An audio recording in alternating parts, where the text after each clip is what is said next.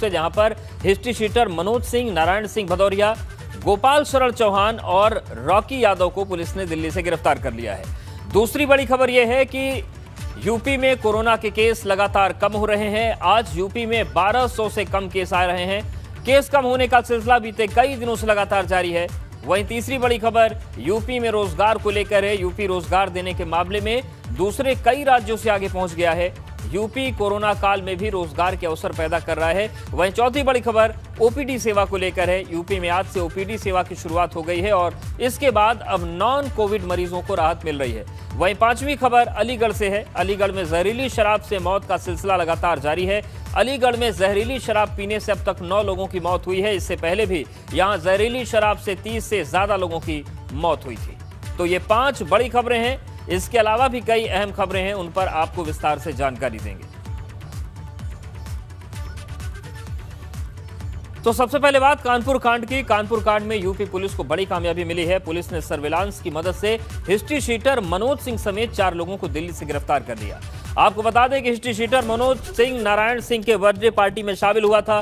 Kanpur police हत्या के प्रयास में वांछित चल रहे हिस्ट्री शीटर मनोज सिंह को गिरफ्तार करके अपने साथ ले जाने लगी और इसकी सूचना जैसे ही नारायण भदौरिया की लगी तो अपने समर्थकों के साथ सड़क पर पहुंचे। पुलिस की जीप को चारों तरफ से घेर लिया गया और हिस्ट्री शीटर को छुड़ाने की बात होने लगी। पुलिस ने हिस्ट्री शीटर को छोड़ने से मना कर दिया, जिसके बाद भाजपा नेता और उसके समर्थक भड़क गए और पुलिस से झड़प पर उतारू हो गए। इसी बीच कुछ ने जीप में बैठे हिस्ट्री शीटर को जीप से उतारकर भगा दिया। अब ये गुनहगार पुलिस के कब्जे में है। हिस्ट्री शीटर वांछित अपराधी मनोज सिंह को कानपुर पुलिस द्वारा गिरफ्तार कर लिया गया है और इसको छुड़वाने हेतु जो 12 व्यक्ति चिन्हित किए गए थे कानपुर पुलिस द्वारा, उनमें से एक व्यक्ति रणधीर सिंह तोमर को पहले ही गिरफ्तार किया जा चुका था। उसके अलावा आज नोएडा से अलग अलग स्थानों पर दबिश दे करके कानपुर पुलिस ने जो है नारायण सिंह भदौरिया जो था किदवई नगर निवासी, उसको गिरफ्तार किया। उसके अलावा रॉकी यादव को गिरफ्तार किया और गोपाल शरण चौहान, इन तीनों की आज गिरफ्तारी हुई है। यहाँ पर ला करके पूछताछ की जाएगी और न्यायालय में पेश किया जाएगा। और सीधे रुख करते हैं कानपुर का। रतीश हमारे साथ जुड़ गए। रतीश, ये जो पूरा मामला था ये केवल कानून व्यवस्था ही नहीं, सियासी तौर पर भी बड़ा हुआ और सरकार पर सीधे सवाल उठे। अब क्या इस मामले में हर व्यक्ति गिरफ्तार हो गया, हर वांछित गिरफ्तार है या कोई बचा है अभी?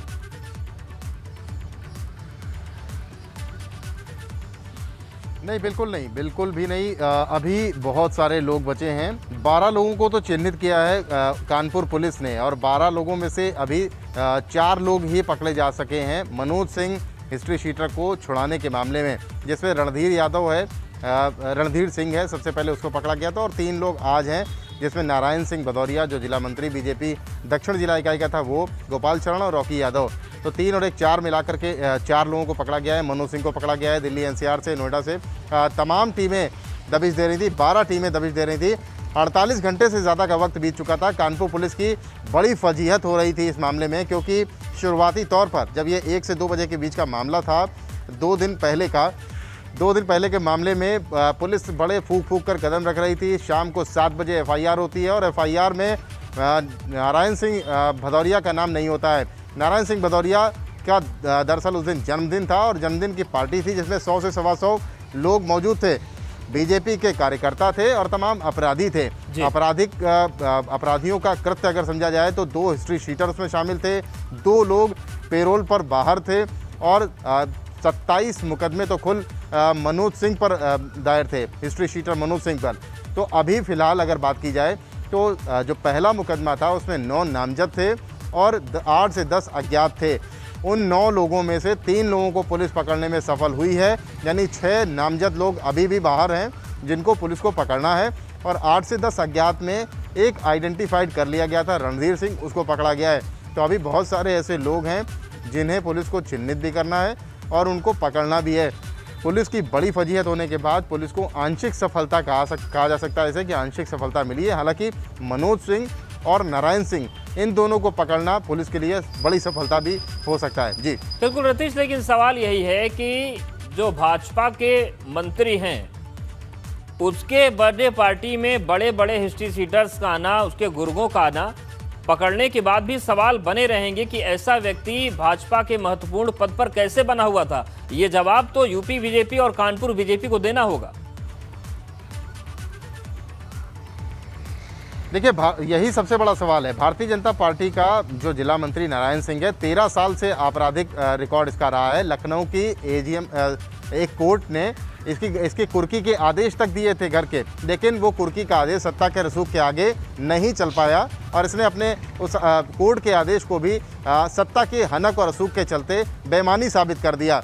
इसके अलावा अगर नारायण सिंह भदौरिया की बर्थडे पार्टी थी और वहाँ इस तरीके के हिस्ट्री शीटर मौजूद थे, आपराधिक कृत्यों को अंजाम देने वाले लोग मौजूद थे, तो उसकी तस्वीरें उसके ठीक कुछ देर बाद ही सामने आ गई, जब एक हिस्ट्री शीटर को पुलिस की गिरफ्त से छुड़ा करके भगा दिया गया।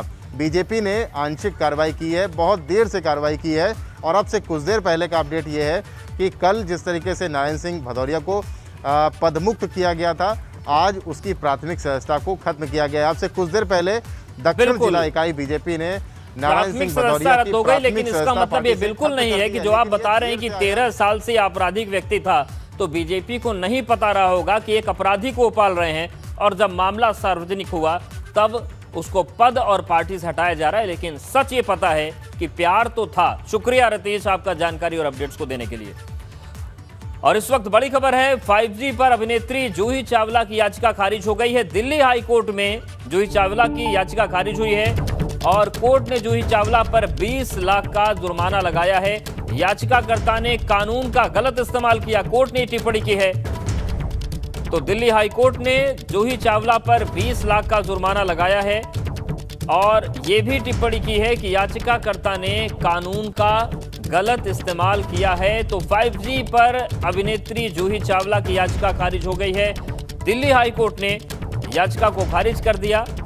कोर्ट ने जूही चावला पर 20 लाख का जुर्माना भी लगाया है।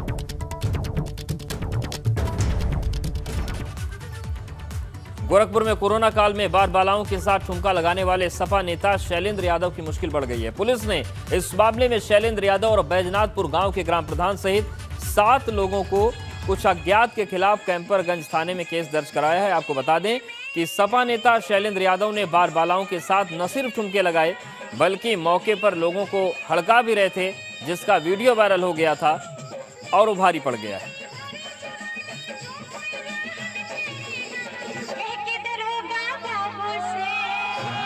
सूचना मिली है, इस पे संबंधित थाने से पुलिस बल ने जांच किया है और वो तथ्य सही पाए गए हैं। उस पे दिनांक 3/6 को अभियोग पंजीकृत किया गया समुचित धाराओं में, जो कि बालकिशन यादव, शैलेंद्र यादव, अमित यादव, बाले यादव और 5-6 लोगों के विरुद्ध किया गया है। ये भी तथ्य प्रकाश में आया है कि इसमें डांस के उपरांत आपस में वाद विवाद भी हुआ था, झगड़े की स्थिति भी पैदा हुई थी। तो चूँकि काफ़ी भीड़ एकत्रित की गई थी और ये लॉकडाउन का महामारी का समय है, तो उन धाराओं में भी इनके विरुद्ध अभियोग पंजीकृत किया गया। बदायूं में शादी समारोह में बेखौफ हॉर्स फायरिंग करते हुए एक युवक का वीडियो वायरल हो रहा है। वायरल वीडियो में युवक डांस करते हॉर्स फायरिंग करता दिख रहा है। वीडियो वायरल होने के बाद पुलिस ने मामले की पड़ताल करनी शुरू कर दी है। मामला बिसौली कोतवाली के सलेमपुर गांव का है। देखिए, शादी समारोह था लेकिन एक युवक धुआंधार फायरिंग कर रहा था और इस पूरे मामले में वीडियो को संज्ञान पुलिस ने लिया है और इसकी तलाश की जा रही है। बदायूं के बिसौली कोतवाली के सलेमपुर गांव का ही पूरा मामला है।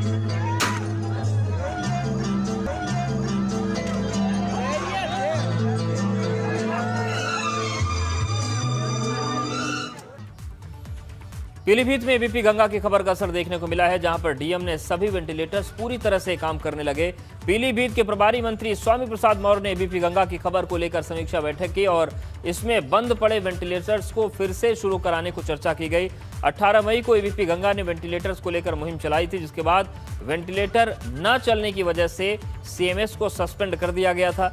वहीं एक बार फिर एबीपी गंगा की खबर दिखाने के बाद प्रशासन एक्शन में है। डीएम पुलकित खरे ने बताया कि सारे वेंटिलेटर अब काम कर रहे हैं और तीसरी लहर के खतरे को देखते हुए बच्चों को आईसीयू के सारे बंदोबस्त हुए हैं। साथ ही यहां पर भरपूर ऑक्सीजन का इंतजाम किया गया है।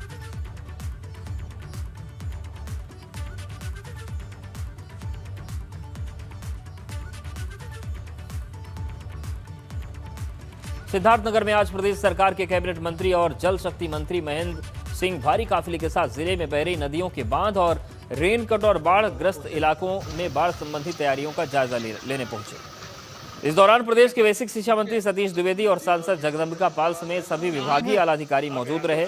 वहीं मंत्री महेंद्र सिंह ने केंद्र और प्रदेश सरकार के कार्यों की सराहना करते हुए कहा कि मास्टर प्लान आपके सामने दिख रहा है, सरकार संकल्पित है। मंत्री ने कहा कि सुनौली गांव में पिछले बरसात में बूढ़ी राप्ती के जरिए तेज कटान होती थी, वहां आज ये बांध बनकर तैयार है, पिचिंग तैयार है, लॉन्चिंग तैयार है। मुझे लगता है ऐतिहासिक काम इतने कम समय में कोरोना जैसे महामारी के बावजूद भी आदरणीय मुख्यमंत्री जी के निर्देश का पालन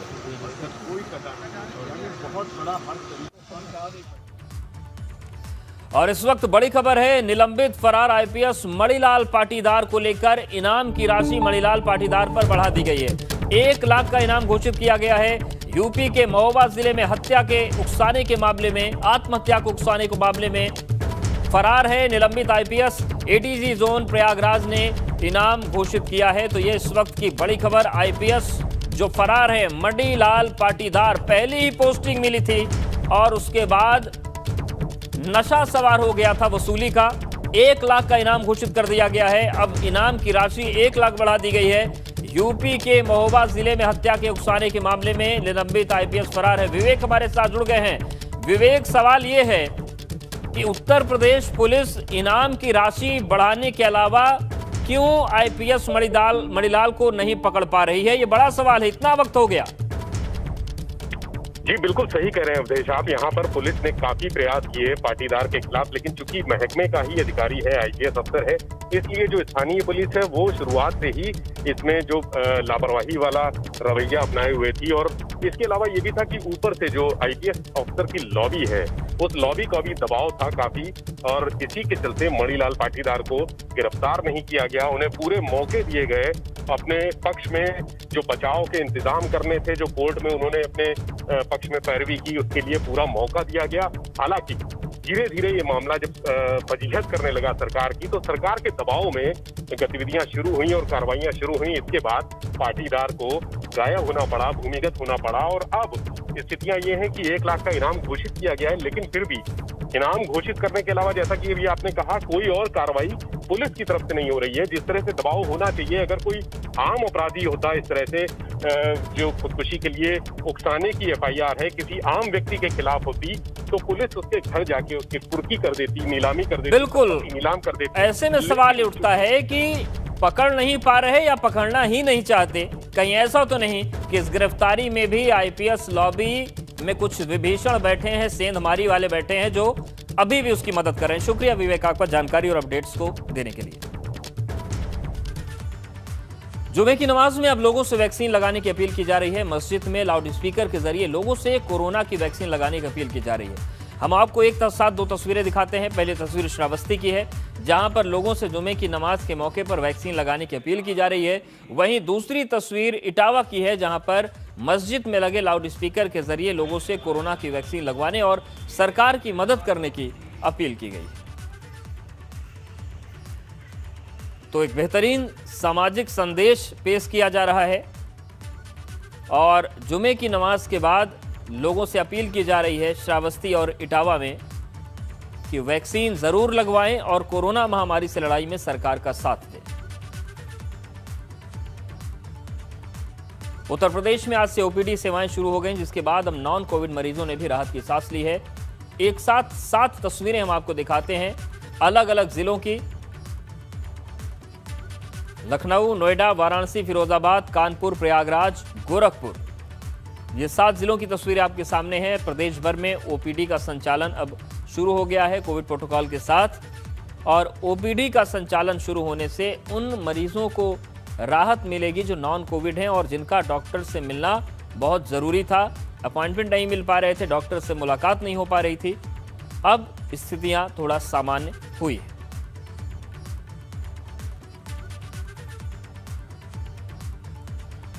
कोरोना के मामलों में कमी के साथ आज से प्रदेश के सरकारी अस्पताल में ओपीडी और आईपीडी सेवाओं को फिर से शुरू किया गया। करीब 2 महीने से ओपीडी सेवाएं बंद होने की वजह से परेशान मरीजों को बड़ी राहत मिली है। इसके साथ ही सरकारी अस्पतालों में सर्जरी भी शुरू कर दी गई। कोरोना काल में अचानक केस बढ़ने पर करीब 2 महीने पहले अस्पतालों में सामान्य ओपीडी को बंद कर दिया गया था और इसकी वजह से नॉन कोविड मरीजों को समस्या का सामना करना पड़ रहा था। सिर्फ राजधानी लखनऊ में ही सरकारी चिकित्सा संस्थानों और अस्पतालों में करीब 25,000 ऑपरेशन टालने पड़े, लेकिन अब फिर से सरकारी अस्पतालों में ओपीडी और सर्जरी दोनों की शुरुआत हुई है। सभी सीएचसी और ओपीडी शुरू कर दिए गए। कोरोना के चलते अस्पतालों में बंद ओपीडी सेवाएं एक बार फिर से शुरू कर दी गई हैं। हम इस समय सिविल अस्पताल में मौजूद हैं और आप देख सकते हैं कि यहाँ की जो ओपीडी सेवाएं हैं उसके लिए यहाँ पर सुबह से ही पेशेंट्स का आना शुरू हो गया। ये रजिस्ट्रेशन लाइन है जहाँ पर लोग लगे हुए हैं रजिस्ट्रेशन के लिए और निश्चित रूप से बड़ी राहत भी मिली है लोगों को ओपीडी सेवाएँ दोबारा शुरू होने के बाद, क्योंकि जो नॉन कोविड के मरीज़ थे वो इस कोरोना काल में काफ़ी परेशान थे। यहाँ पर अगर बात करें जो अस्पताल हैं उन्होंने अलग अलग चरण में ओपीडी को शुरू किया है, यानी तमाम तरह के इलाज होते हैं एक अस्पताल में, लेकिन धीरे धीरे स्टेप वाइज इन सारी ओपीडी को शुरू किया ना। सिविल अस्पताल की अगर बात करें तो यहाँ पर जो जनरल ओपीडी है, चाहे ऑर्थो की हो, ईएनटी से जुड़ी हो, इन सबको शुरू कर दिया गया है। ईएनटी की जो ओपीडी थी पहले भी चल रही थी, लेकिन अब उसके समय को भी यहाँ पर बढ़ाया है। आप देखिए इस समय एक मरीज़ जो है वो डॉक्टर से कंसल्टेशन किस तरह से हो रहा है दूरी के साथ बनाकर यहाँ पे वो प्राथमिकता दे रहे हैं कि जो गंभीर मरीज़ हैं उनको सबसे पहले देखा जाए, उनको सबसे पहले एंटरटेन किया जाए, उनको सबसे पहले प्राथमिकता पर इलाज दिया जाए। कैमरा सहयोगी राजू के साथ शैलेश अरोरा, एबीपी। जौनपुर जिला जेल में कैदियों ने हंगामा कर दिया। कैदी की मौत के बाद जौनपुर जिला जेल में कैदियों ने हंगामा किया। जानकारी के मुताबिक जिस तरीके से हंगामा हुआ उसके बाद जेल में तोड़फोड़ हुई, आगजनी हुई और बड़ी तादाद में पुलिस फोर्स को जिला जेल में तैनात किया गया है। ड्रोन के जरिए जौनपुर जिला जेल की निगरानी इस वक्त की जा रही है। तो बड़ी खबर जौनपुर से, जहां पर जिला जेल में कैदियों ने हंगामा कर दिया। एक कैदी की मौत के बाद हंगामा शुरू हुआ। जानकारी के मुताबिक कैदियों ने जेल में तोड़फोड़ की। जावेद हमारे साथ जुड़ गए। जावेद, इतना बवाल क्यों बढ़ा, कैसे बढ़ा? देखिए, एक कैदी था जिसकी मौत हुई है। आज बताया जा रहा है कि करीब 2-3 दिन से इसकी तबीयत खराब थी। ये हत्या का दोषी था, ये कैदी था, ये सजा याफ्ता था। तो इसकी हालत बिगड़ने के बाद इसे अस्पताल ले जाया गया, जहाँ पर इसने दम तोड़ दिया। परिजनों ने साफ आरोप लगाया है कि इलाज में जिला प्रशासन, जेल प्रशासन ने लापरवाही की है और इसी मौत के गुस्से से जितने भी कैदी बंदी जेल के अंदर थे वो सब गुस्से में आ गए, आक्रोश में आ गए। वहाँ पे आगजनी शुरू हो गई, तोड़फोड़ शुरू हो गई है। एक पुलिस वाले को गोली भी लगी है, 2 और जख्मी हैं जो कि मारपीट में जख्मी हुए हैं। इस वक्त जो अभी हम तुरंत बता रहे हैं कि लगातार अंदर से फायरिंग की आवाज आ रही है, रबर बुलेट चलाई जा रही है, आंसू गैस के गोले छोड़े जा रहे हैं और कैदियों की तरफ से भी लगातार प्रतिक्रिया दी जा रही है। उधर से भी रिएक्शन लगातार हो रहा है। हो हल्ला शोर शराबा बहुत ज्यादा है अंदर। जिलाधिकारी मौके पे है, एसपी मौके पे है, कई थाने के फोर्स मौके पर है। लेकिन जावेद, नाराजगी क्यों है? किस बात को लेकर इतने कैदी भड़क गए कि वहां पर आंसू गैस छोड़ने पड़ रहे हैं? देखिए, नाराजगी साफ इस तौर पे है कि जो कैदी जिसकी मौत हुई है, बताया जा रहा है इसका इलाज कराने में जेल प्रशासन ने सुस्ती बरती या लापरवाही बरती। इससे लोगों में आक्रोश है कि सारे कैदी इस बात से भी सशंकित हैं कि शायद अगर हमारी भी तबीयत खराब होती तो हमें इलाज नहीं मिलेगा। जिस तरह से स्वस्थ मरीज जो 3 दिन में, मरीज जो कभी स्वस्थ था 3 दिन में उसकी मौत हो जा रही है, तो ये आक्रोश उस चीज का है कि इसमें लापरवाही जेल प्रशासन ने की है। और ये चीज ये भी बता दूं कि जितने भी जर्नलिस्ट यहाँ पे मौजूद थे जेल के पास, इन सबको जेल से काफी दूर कर दिया गया है, फोर्स लगा के सबको बाहर कर दिया गया है ताकि कवरेज जिला प्रशासन बिल्कुल, ताकि न की जा सके। जेल के भीतर का काला सच बाहर सामने ना आ पाए। लेकिन प्रशासन को इस संबंध में जवाब देना चाहिए और जेल डीजी को संज्ञान लेना चाहिए कि आखिर यूपी के जेल में क्या हो रहा है। न सुरक्षा है और न शांति है, गोली चलानी पड़ रही है वहां पर। यह हालत है। शुक्रिया जावेद आपका।